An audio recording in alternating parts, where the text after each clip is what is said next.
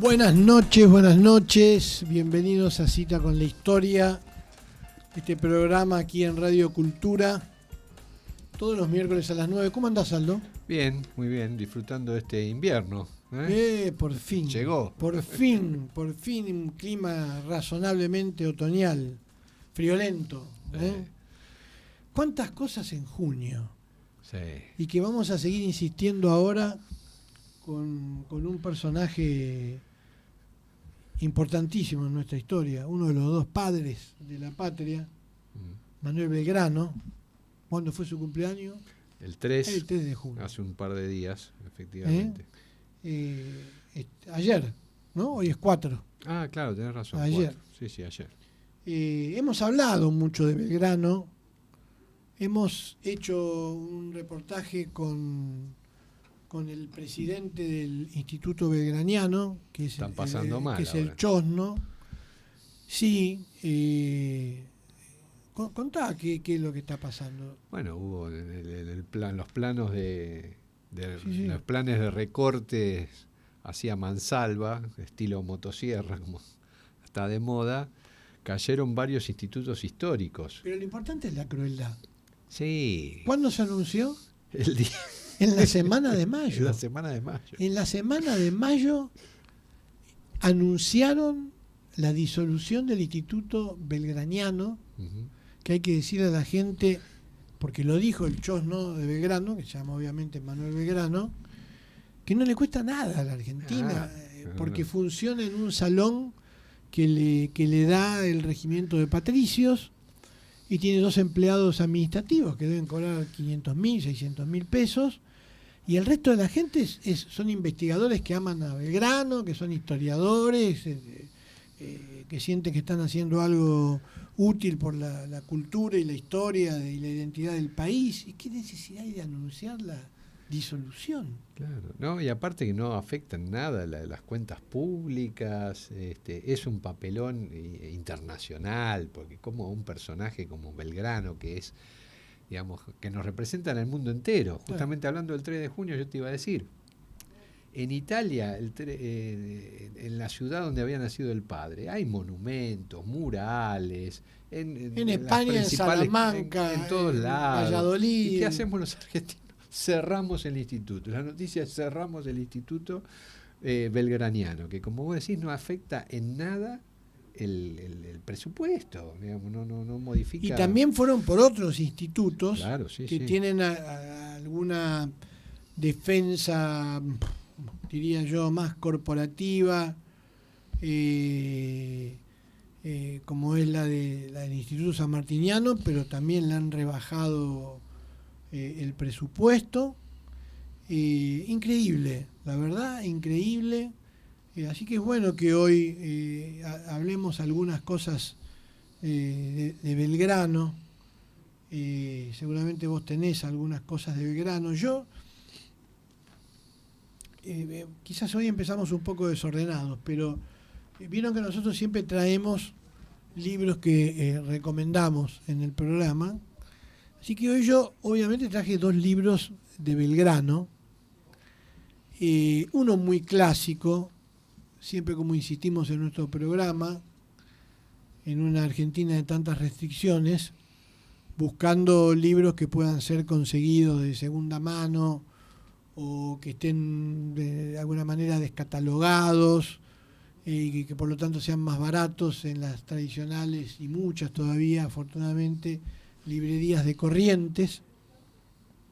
Es bueno leer la historia de Belgrano clásica de Mitre. Obviamente, algunos me dirán, y tienen razón, es una historia obviamente sesgada, es la historia liberal, es la historia escrita por un hombre amado por muchos y no simpatizado por otros, como Bartolomé Mitre, pero que ha sido clave en la historia de la Argentina, tan clave que ha construido uno de los atributos de la estatidad, es decir, de las características que tiene que tener un Estado para ser considerado un Estado, y que es la construcción de una historia fundante de ese Estado.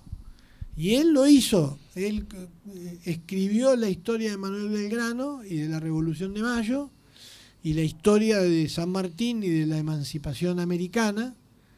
Son libros que se pueden conseguir, yo por ejemplo tengo ¿no? que de Editorial Estrada, que son 4 tomos, ¿no? Obviamente traje para que lo vean, pero hay ediciones que ahora están saliendo en 2 tomos, por supuesto con letra más chiquitita, lo mismo que en el caso de San Martín. Y traje, antes que Aldo también diga algunas cosas de Belgrano, traje un libro que encontré en mi biblioteca.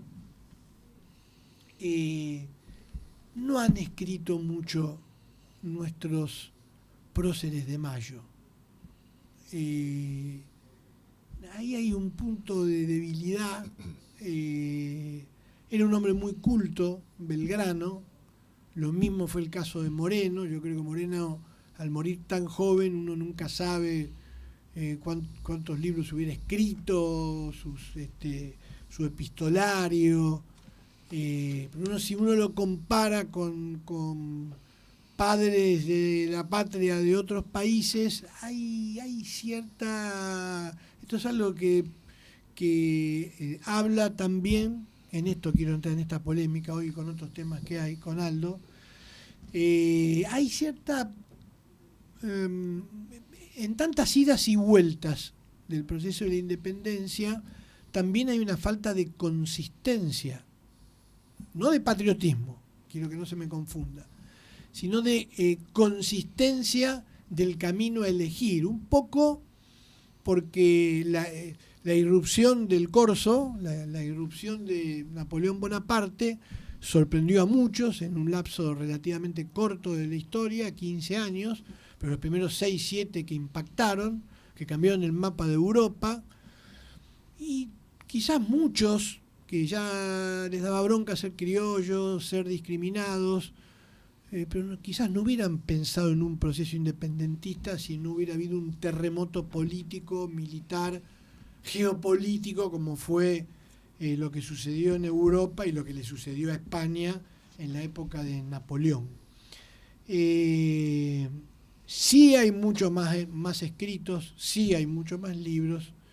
En la segunda tanda de próceres y de personalidades políticas importantes, que son aquellos que fundaron el Estado argentino, como en el caso de Sarmiento, del mismo Mitre que estamos hablando, de Alberdi y de tantos otros, ¿no?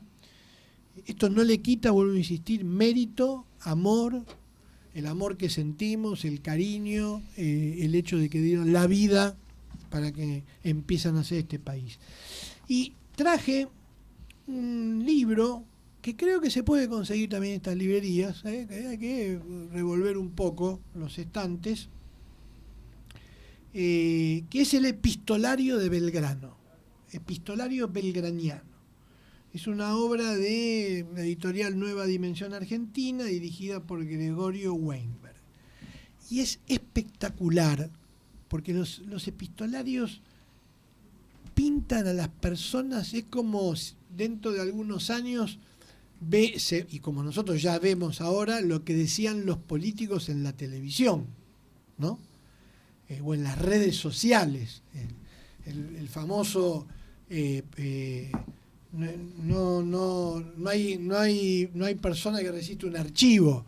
Los archivos de los políticos en ese momento eran los que escribían, que además escribían en un hermoso español, ¿no? Que uno lee esto y dice, en 200 años lo único que hemos hecho lingüísticamente es embrutecernos, ¿no? Porque hablan poéticamente. Yo tengo marcadas algunas cosas, el cariño con que se trata. Por ejemplo, las cartas de Belgrano a Mariano Moreno, comentándole la noticia que le envía sobre la situación en Chile y acerca del Lord Strangford, el informe de la preparación de sus tropas y los ejercicios con armas que realizan. Agradece que le haya enviado 200 patricios. Mi querido amigo, confieso a usted que me ha llenado de júbilo su apreciable del 15, la noticia de Chile y la de Strangford son muy satisfactorias, particularmente la primera, el ejercicio de cañón que mandé a hacer a las 2 horas de haber recibido los pliegos, después de haber estado tirando al blanco. La infantería sirvió de salva, habiendo antes anunciado el motivo con 4 palabras que dije al ejército, que finalizó con viva la patria, viva el rey, ¿no? La máscara de Fernando, viva la excelentísima Junta. Se me contestó con entusiasmo por todos, y anoche se han divertido los oficiales cantando una cancioncita patriótica que me ha gustado mucho y cuya copia remito por si usted no la ha visto, como a mí me sucedía. ¿Y qué diré usted para agradecerle los 200 patricios? Con este socorro ya nada hay que temer. Créamelo usted, amigo mío, su Belgrano hará temblar a los impíos que quieran oponerse a nuestro gobierno por los lugares donde vaya el ejército que le ha confiado. Ya podré decir que tengo gente, y gente cuyo ejemplo irá entusiasmando a cuantos los ordenen, a cuantos los rodeen. Le escribe de vuelta a Moreno: mi querido amigo, mi salud es nada cuando se trata de la patria. Lo que mucho es, en verdad, la ineptitud de los oficiales. Pero no pierdo instante de instruirlos y de obligarlos a que se instruyan, leyéndoles la ordenanza siempre que se puede y velando sobre ellos a todas horas. Por fortuna soy de poco dormir y esto me vale mucho. ¿Cree usted, mi amigo, que el Paraguay de grado o por fuerza ha de caer en nuestras manos? Se acercará a 2000 hombres el ejército al entrar en la provincia, y con el solo número pienso imponer a todos aquellos malvados. Desde el Paraná mandaré al Estado General del Ejército para la inteligencia de la extrema junta, de la excelentísima Junta. Totalmente optimista era, porque después tuvo una paliza increíble, ¿no? Y le escribe, ¿cómo le escribe a San Martín? Esta creo que es conocida, ya he leído mucho. Mi querido amigo y compañero, creo que he tenido una satisfacción verdadera con la suya del 6 de este que ayer recibí, y que mi corazón toma un nuevo aliento cada instante que pienso que usted se me acerca, porque estoy firmemente persuadido de que con usted se salvará la patria y podrá el ejército tomar un diferente aspecto. Soy solo, esto es hablar con claridad y confianza. No tengo ni he tenido quien me ayude, y han dado los países en que he hecho la guerra como un descubridor. Como un descubridor. Con qué prosa que habla. Pero no acompañado de hombres que tengan iguales sentimientos a los míos. Sacrificarse antes de que sucumbiera a la tiranía. Se agrega a esto la falta de conocimientos y pericia militar, como usted lo verá, y una soberbia consiguiente a su ignorancia, con la que todavía nos han causado males mayores. Celebro los auxilios que usted trae, así de armas como de municiones, y particularmente los 2 escuadrones de su regimiento, pues ellos podrán ser el modelo para todos los demás, en disciplina y subordinación. No estoy así contento con la tropa de libertos. Habla de los negros. Digo, para poner blanco sobre negro sobre los patriotas. Los negros y mulatos son una canalla que tiene tanto de cobarde como de sanguinaria. Y las 5 acciones que he tenido han sido las primeras en desordenar la línea y buscar murallas de carne. Leo esto porque San Martín después va a decir en la campaña de Chile que sus mejores soldados fueron los negros. Fíjense las contradicciones, no de próceres, sino de seres humanos, ¿no?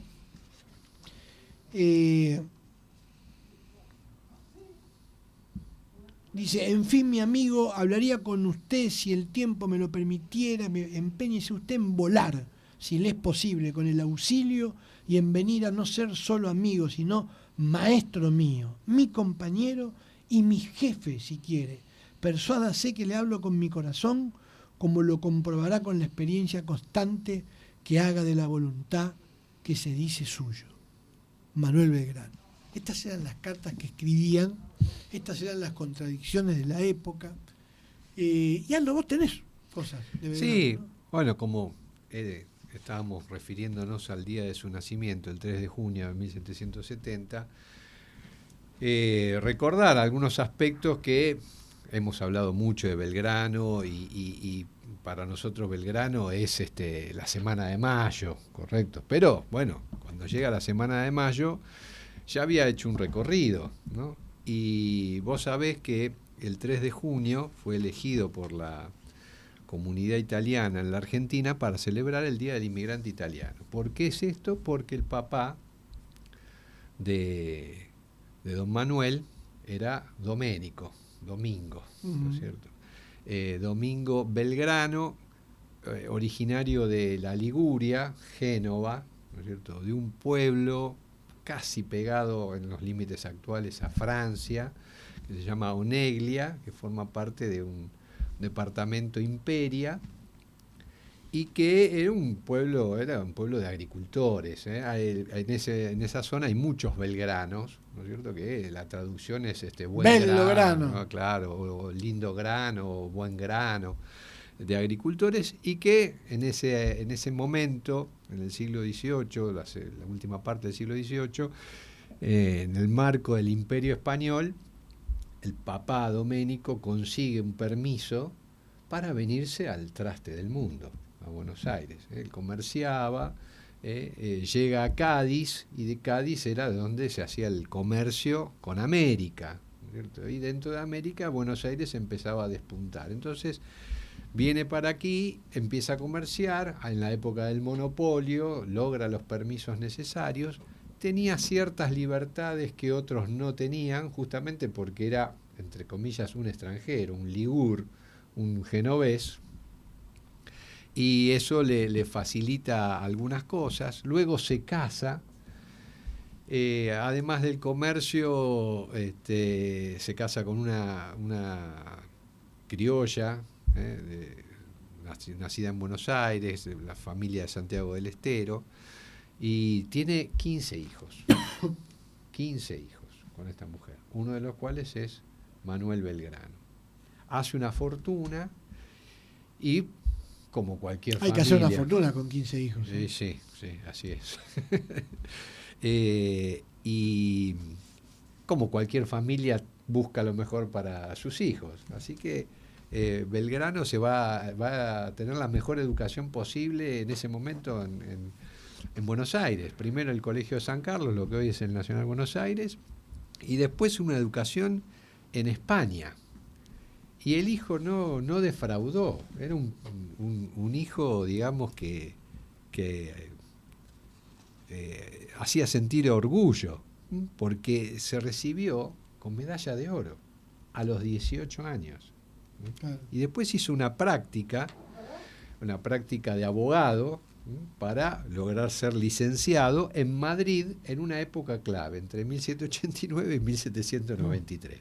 Nosotros vio la Revolución Francesa. Claro, era una discusión, Europa estaba atravesado por eso, y él mismo en sus memorias, en su autobiografía, refiriéndose a esa época, dice, vamos a leerlo nuevamente: como en la época de 1789 me hallaba en España y la Revolución de Francia hiciese también la variación de ideas, y particularmente en los hombres de letras con quienes trataba, se apoderaron de mí las ideas de libertad, igualdad y fraternidad.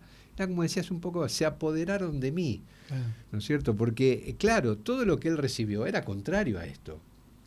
Eran ideas prohibidas. Y él tenía un permiso especial para leer. Claro, como fue tan buen abogado, como tuvo medalla de oro, logró, y aparte una familia muy religiosa, logró que el Papa Pío VI le hiciera una dispensa para leer los libros prohibidos. Todos aquellos que nadie podía leer, él los podía leer. Y eso sumale el proceso revolucionario visto en vivo y en directo. Así que bueno, esta primera etapa tiene puntos de contacto también con San Martín, que también estaba en esa época en España y que vio la revolución, y que fueron autodidactas en gran medida de estas ideas. Nadie se las transmitió, ¿no es cierto? Las fueron procesando, un poco viéndolas en cómo se desarrollaban en vivo y en directo, y un poco instruyendo, leyendo, obteniendo estos libros prohibidos por distintas vías.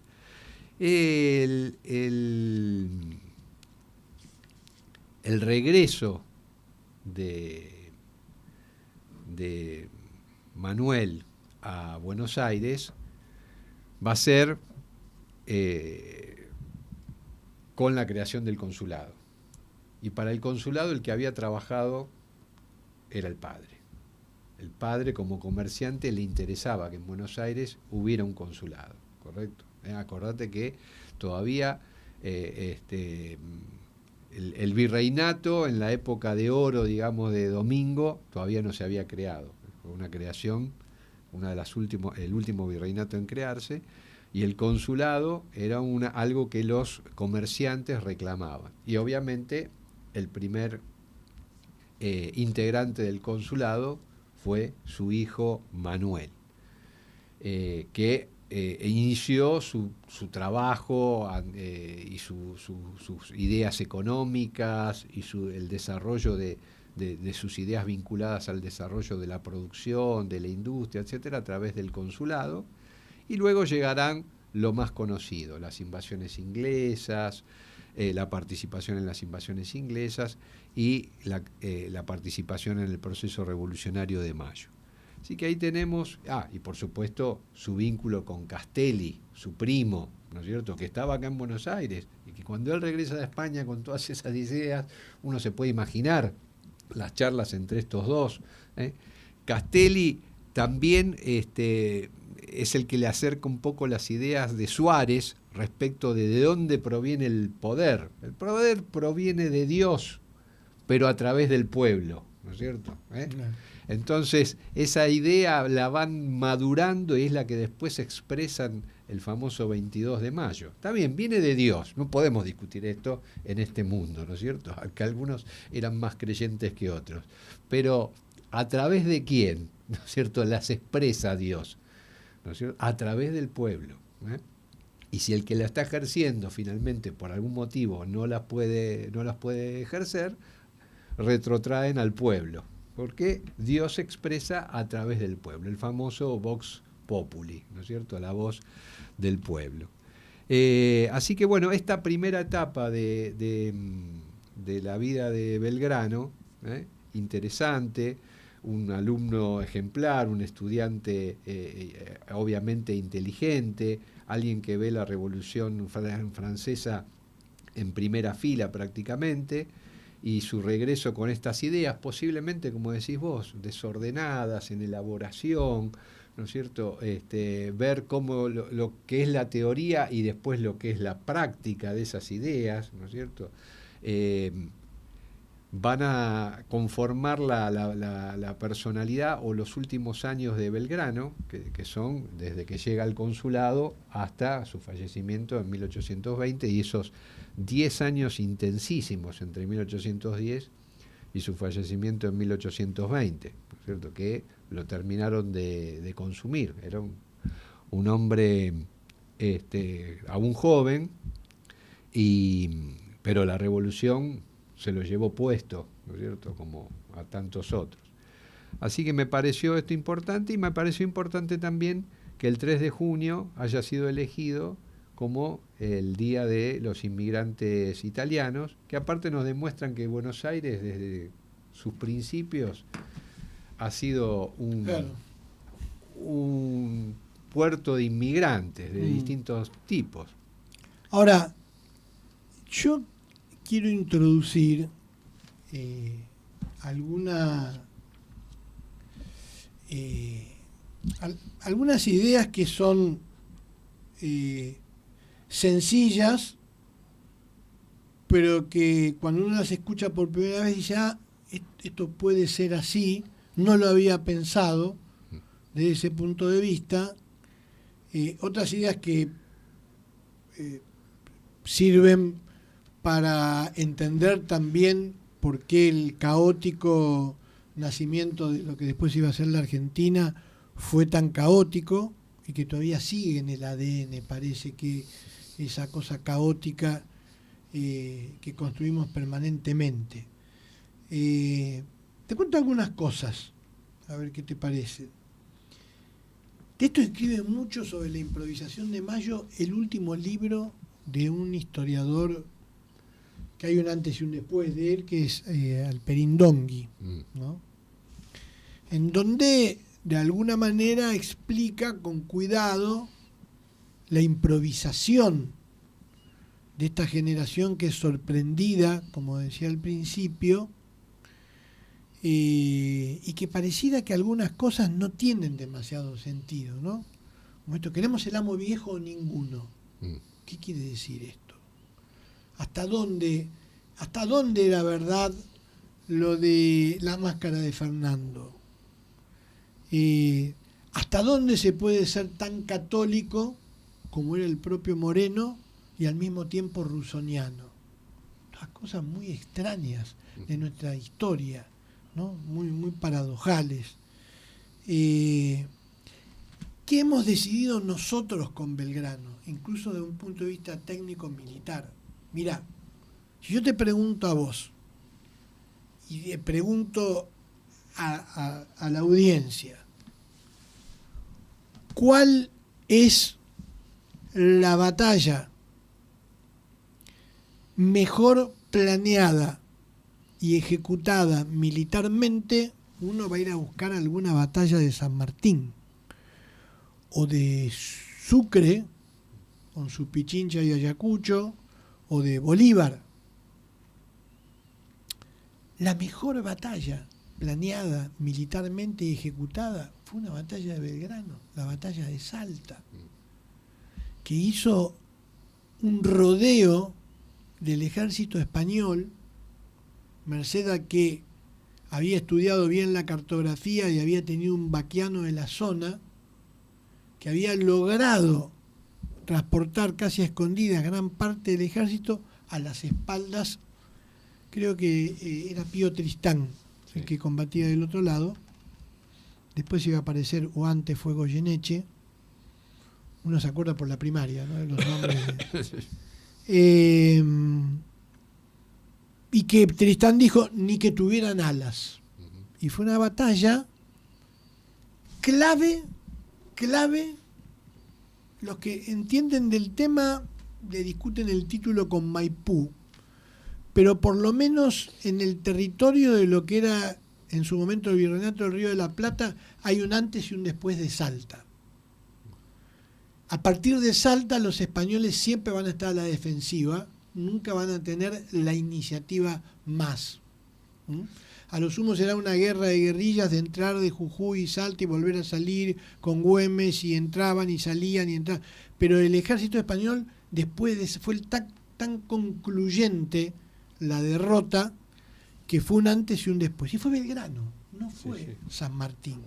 Y fue Belgrano a través de otra batalla, que yo cada vez que sigo estudiando la historia argentina, entiendo que es la batalla más importante de la Argentina, que nos da el territorio que actualmente tenemos y que, nunca lo sabremos porque sería contrafáctico, podría haber hecho, por la torpeza del triunvirato, que peligrara la revolución, como había caído todas las revoluciones en toda América, menos la nuestra, que fue la batalla de Tucumán, que fue una desobediencia de Belgrano, que era lógico. Dice, si retrocedemos a Córdoba, los realistas lo que van a hacer es, ni siquiera van a pelear contra nosotros, nos van a eludir y van a ir directo a Buenos Aires. Claro. Hay más caminos para ir a Buenos Aires. Y nos acercamos peligrosamente a la capital, a la ciudad donde comenzó la revolución. Es acá, ahora o nunca. Y esa batalla, así como Vilcapugio y Ayohuma hizo que Bolivia sea otro país, la batalla de Tucumán... Y que no se le pueden reprochar completamente a él, porque hubo errores de él. Y hubo traiciones. Hubo traiciones, hubo una serie de cosas. Y hubo un azar que después te voy a contar en la batalla de Vilcapugio, alguien que tocó mal el clarín. Un error. Tocaron el clarín de retirada y se espantaron todos y salieron corriendo en esa meseta de altiplano perdida. La batalla de Vilcapugio estaba ganada. Hay un libro muy interesante sobre el efecto del miedo en las batallas y está el caso estudiado de Vilcapugio. La interna que tuvo con Saavedra. Bueno, Él perdió todas las internas. Tuvo que conformarse con ser sargento de patricios y perdió la interna que tenía de ser el comandante de los patricios. Pero perdió otra interna más. ¿Con quién? A ver, con Pueyrredón. claro, Él porque tenía la secreta ilusión de ser el primer director el primer general. director. Y pierde de vuelta con Pueyrredón.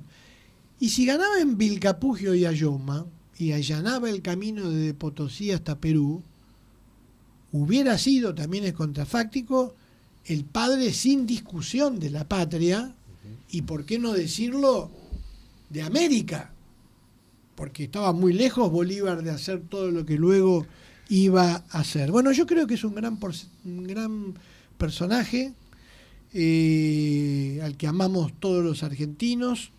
Yo siempre he dicho que es una persona que da toda la sensación de que abandona su vida por sus ideales y se muere. Se muere pobre, siendo millonario, y se podía decir que era un millonario, y que muere pobre, enfermo, no tratando de buscar un tratamiento en Europa, muriendo a 100 metros del lugar que él más amaba, que era el atrio de la iglesia de Santo Domingo, y ese era Belgrano. Te propongo algo, que vos sigas con todas las efemérides que nos quedan, pero que antes hagamos un alto con Soda. Dale.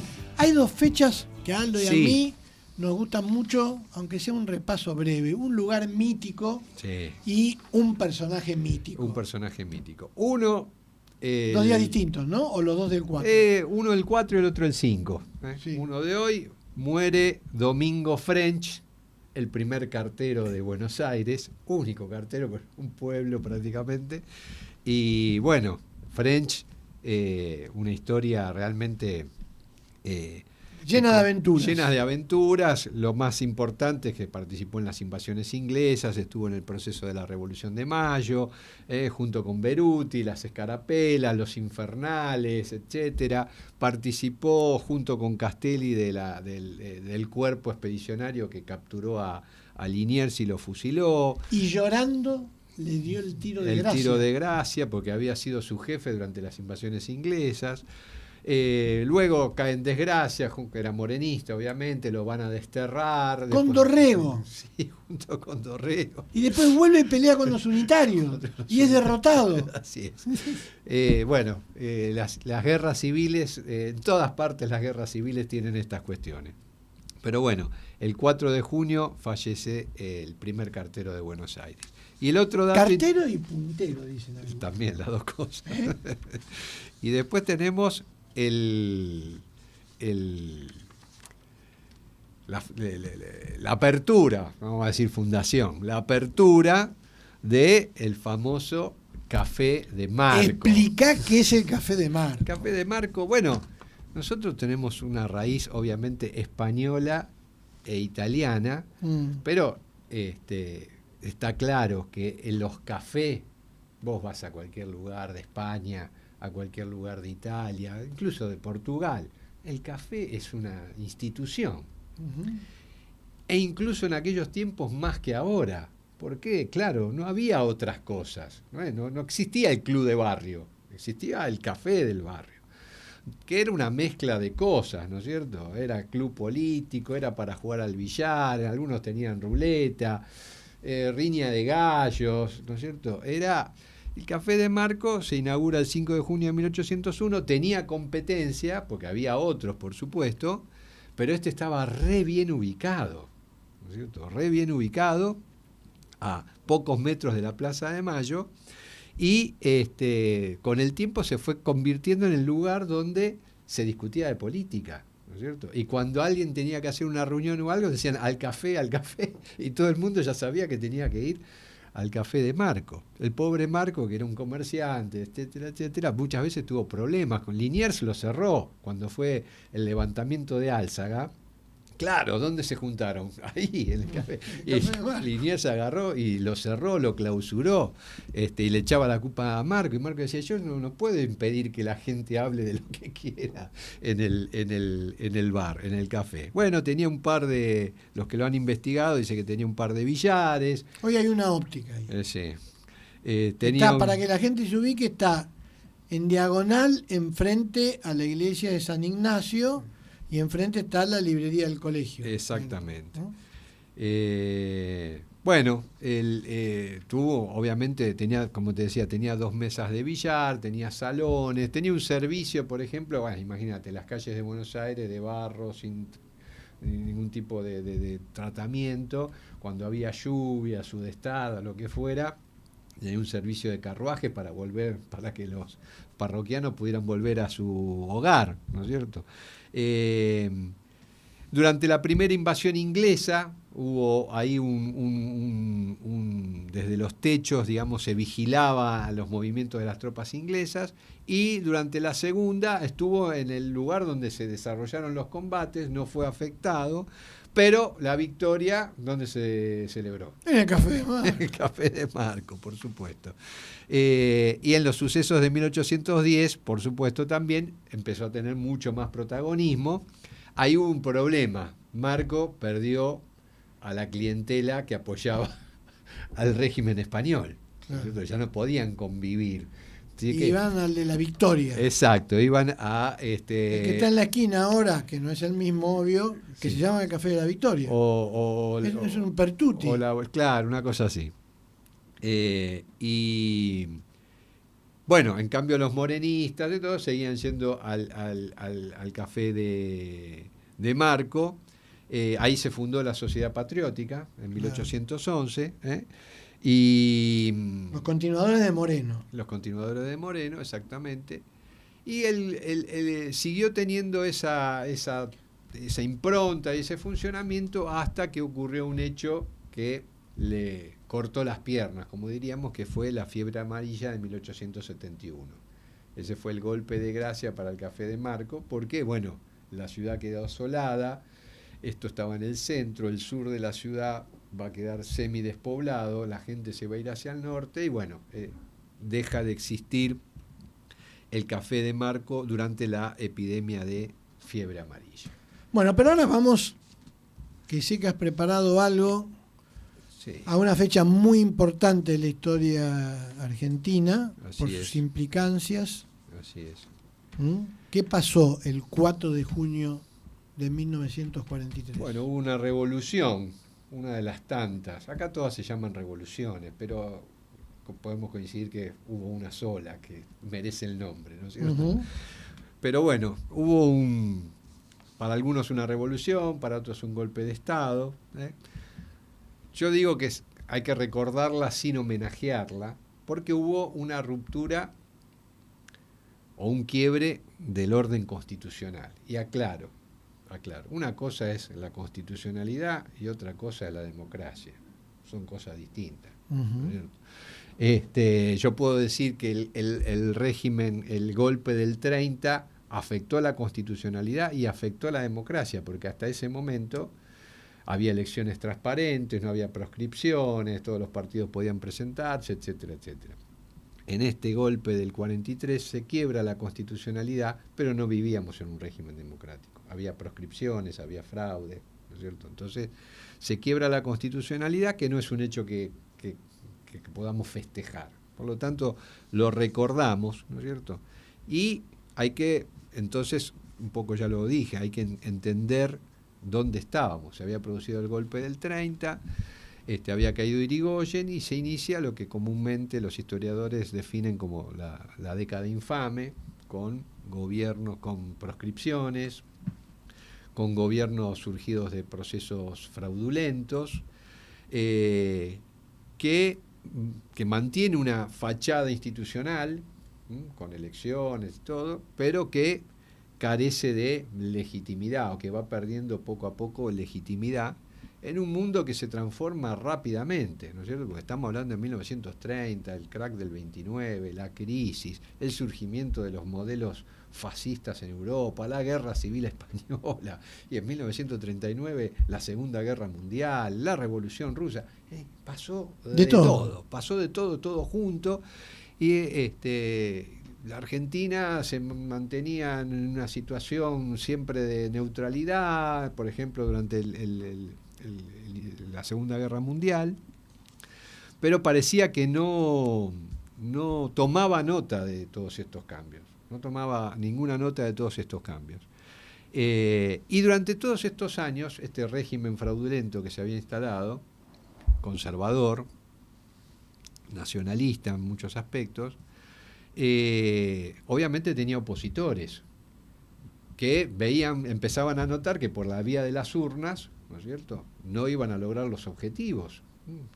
Los fraudes, el Partido Socialista, el Partido Demócrata Progresista, los sectores de la Unión Cívica Radical que no participaban del régimen, se daban cuenta que ese era un camino sin salida, ¿no es cierto?, porque no se iba a ganar con un sistema fraudulento. Entonces algunos pensaban, tramaban algún tipo de revuelta, de revolución, pero no cuajaba, no había, hasta que en una forma absolutamente secreta, y es un golpe absolutamente militar, no hay participación ni en su organización ni en su integración inicial de sectores civiles, ¿no?, como hubo en el 30 y como hubo en golpes posteriores o procesos similares posteriores.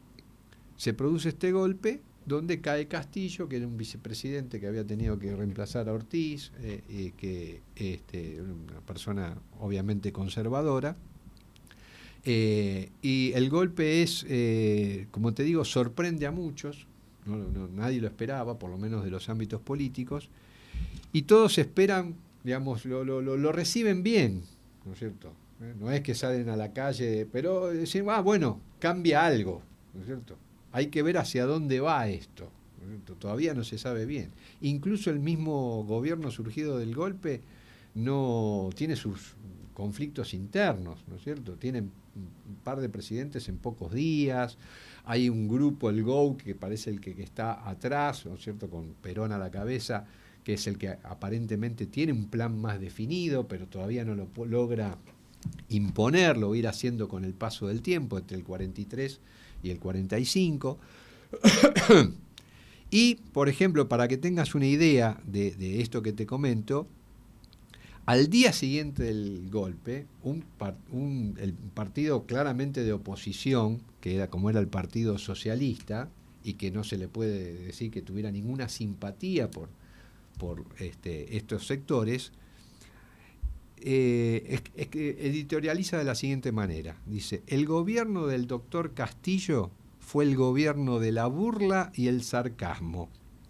Su gestión administrativa se desenvolvió en el fango de la arbitrariedad, el privilegio, la coima y el peculado. Toleró ministros y funcionarios ladrones y firmó displicentemente medidas que importaban negociados. Eligió su sucesor, patrón Costas, a pesar del clamor de la opinión pública y de la repugnancia de algunos miembros del partido oficial. La fórmula de los grandes deudores de los bancos oficiales contaba con la impunidad oficial. Esa es la bienvenida a este gobierno. Es decir, le está dando un crédito. Que se había dejado atrás una pesadilla. Y se había dejado atrás todo esto, ¿no es cierto? ¿Hacia dónde va a evolucionar todo esto?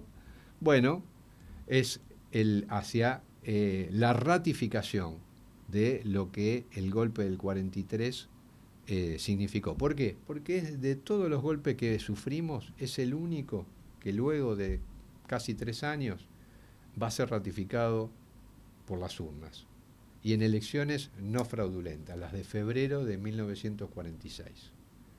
Y vos fíjate que también todo esto un poco es como una radiografía de lo que es el peronismo, porque ahí viste que hay muchos peronismos. Entonces, hay un peronismo que es el del 4 de junio del 43, ese golpe contra la constitucionalidad, con esos presidentes claramente nacionalistas, con simpatías con el eje, como Ramírez y Farrell. Pero después hay otro peronismo que viene después, que es el del 17 de octubre del 45. Las masas liberando a Perón, ¿no es cierto?, y sacándolo de su prisión y devolviéndolo a la Casa Rosada. Y después hay otro peronismo, que es el peronismo de febrero del 46, la gente votando. Vos tenés para elegir, ¿no? La gente votando libremente, con una constitución vigente, expresándose democráticamente. Entonces, cada peronista elige la fecha que quiere, ¿no es cierto? Para algunos todo empezó en el 43, para otros todo empezó el 17 de octubre, para otros todo empezó el 24 de febrero. Y el 4 de junio del 43, durante el primer peronismo, fue una fecha clave. Perón reivindica el 4 de junio. Claro. Porque todas sus presidencias, él asume como presidente el 4 de junio. Si bien la elección fue en febrero del 46, él inicia el 4 de junio. Y cuando es reelecto en el 52, asume el 4 de junio. Así que el 4 de junio, de no haber mediado el golpe del 55, estaba destinado a ser una fecha para la posteridad, ¿no es cierto? La fecha en la cual un grupo de militares derrocó a este gobierno tan bien descrito por la vanguardia del Partido Socialista en 1943. Y bueno, esa es la historia del golpe del 43 y de cómo influyó en todo el siglo XX y también en parte de lo que va del siglo XXI. Y sí, dio origen de alguna manera indirecta al peronismo. A mí me parece que nos queda muy poco tiempo, ¿no? Pero a mí me parece que el golpe del 43 es un periodo no tan estudiado, porque como algunos hechos muy importantes de la historia argentina, tiene muchas explicaciones que no alcanzan a dar cuenta de por qué y para qué sucedieron las cosas. Si los historiadores dentro de 40, 50 años tuvieran que explicar gran parte de lo que hemos vivido nosotros o de lo que viviremos en parte del siglo XXI y en parte del siglo XX, muchas cosas van a ser inexplicables, ¿no? ¿Por qué fulano estaba consultando y después estuvo con el que criticaba y que, ¿no? Porque hay una tendencia también de la historia a querer acomodar a partir de una conducta ejemplar o demoníaca de tal personaje que todo ocurriera de una manera determinada. O, si no es una persona o un grupo de personas, a partir de supuestas leyes de la historia tenía que suceder indefectiblemente eso.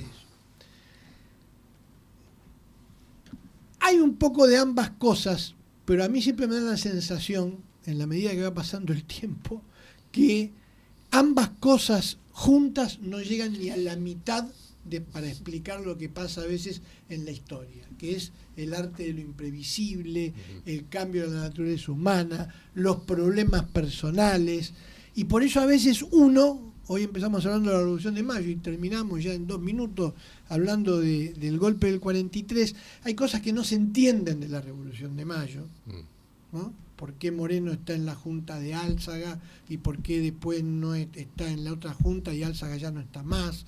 Y por qué hay un montón de cosas que son difíciles de entender y uno viviendo la época que vive ahora se tiene que dar cuenta que ahí también pasaría lo mismo. Exacto.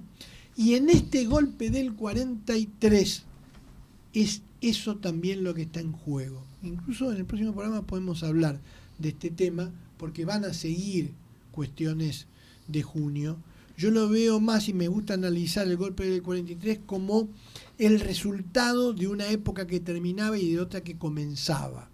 Un ejército que estaba deliberando si era nacionalista o liberal, que tenía que tomar posición en la guerra, que había un manejo de las Fuerzas Armadas, de la industrialización que se hizo a pesar de la oligarquía, de las corrientes estatistas. La suma de todo eso desordenado fue el golpe del 43. Y de ahí me parece que surge quien tenía un plan inteligente, un plan que lo fue madurando y que tuvo suerte también, que es el surgimiento del proyecto de Perón.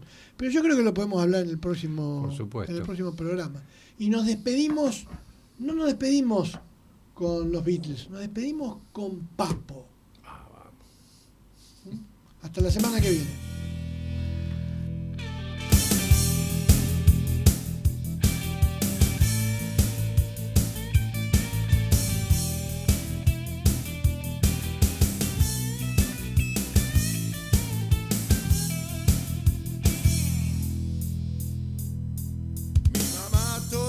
Mañanas con el café me viene a despertar, me trae desayuno a la cama. No existe nadie como su mamá. No existe nadie como mi mamá. Mi vieja es una jubilada, toda su vida laburó sin parar. Toda su vida, toda su vida, toda su vida laburó sin parar. Toda su vida laburó sin parar. Nadie se atreva a tocar a mi vieja, porque mi vieja es lo más grande que hay.